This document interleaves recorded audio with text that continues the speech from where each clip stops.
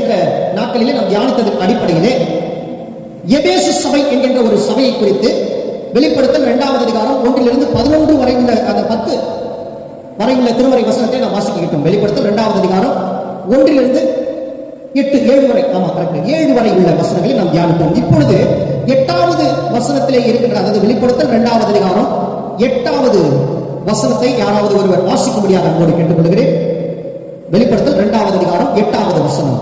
சிமிர்னா சபையின் தூதனுக்கு, சிமிர்னா சபையின் தூதனுக்கு நீ எழுத வேண்டியது என்னவெனில், நீ எழுத வேண்டியது என்னவெனில், முந்தினவரும் பிந்தினவரும்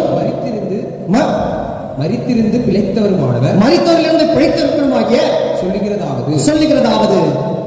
இந்த இடத்திலே சிமிர்னா என்கின்ற ஒரு சபையை திட்டமும் தெளிவாக பார்த்து வருகிறோம். சிமிர்னா சபை ஆக வெளிப்படுத்தல் அந்த பகுதியில் இருக்கின்ற 2வது சபையாக காணப்படுகிறது.